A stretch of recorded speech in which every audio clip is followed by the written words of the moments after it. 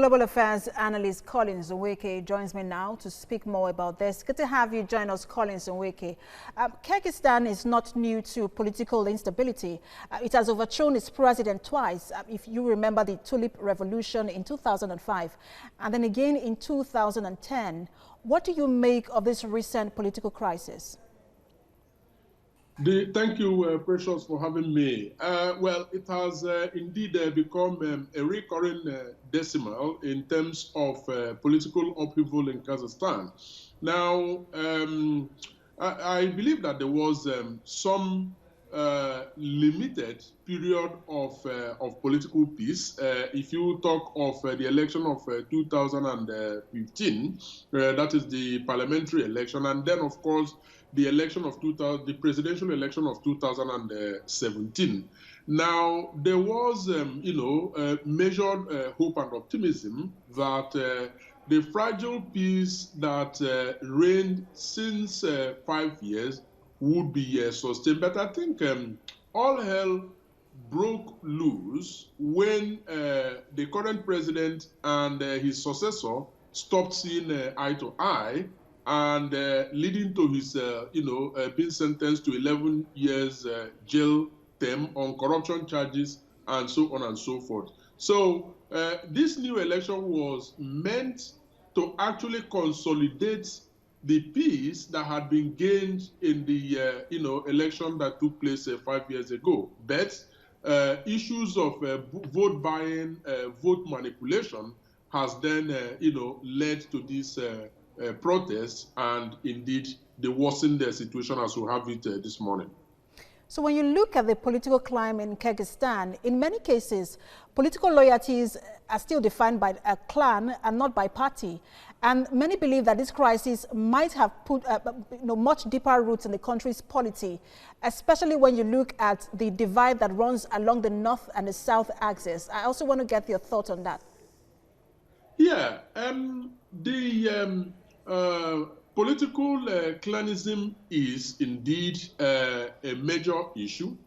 Now, because of recent reforms, political reforms, and then a bit of some constitutional reforms that took place, between 2015 and 2017, it was hoped that the clan-based politics that they had found a solution to it. But I believe that one of the major reform that has actually, wiped up sentiment again is this thing that they call Form 2 ruling, that makes it possible for constituencies to be swapped, which means, so if you are in the north, and you believe that you have a better chance of winning votes with electorates from the north, indeed, you can make arrangements legally within the law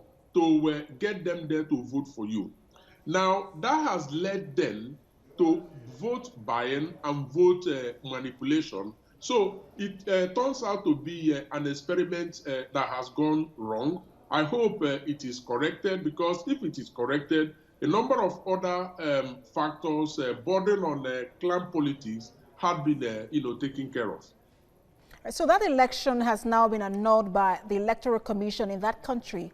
But protesters during protests yesterday released the detained opposition figures, including former President Amazbek and Tambayev, who was serving an 11-year sentence for corruption.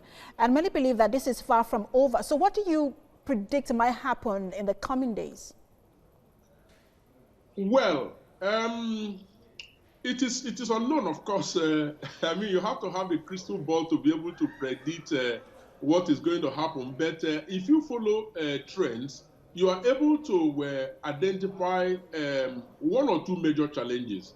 The major one is the role of Russia. Now, Russia has a very powerful influence and indeed some strong grip on Kazakhstan. The two warring sides, that is the current president and his predecessor, are people that are pretty close to him. They are indeed pro-Russia. As a matter of fact, when they began to fell out, Russia under Putin came in to try to mediate. Now, he didn't complete his mediation mission before the gentleman was arrested and then thrown into jail. So the role of Russia in trying to bring the two warring factions together is rather uncertain. Now, the other way to look at it is that both sides would agree for a negotiated settlement that would then lead to a rerun. Now, this last option, that is a rerun, agreed upon by both sides, facilitated by Russia, appears to be the most likely scenario that we will see. The coming days will then determine how the two sides actually try to bridge this very serious divide. Absolutely. Russia seems to have his hands full with issues from his former Soviet colonies. We'll see how things play out in the coming days. Global Affairs Analyst Nweke, thanks for talking to us. My pleasure, always. Thank you, Precious.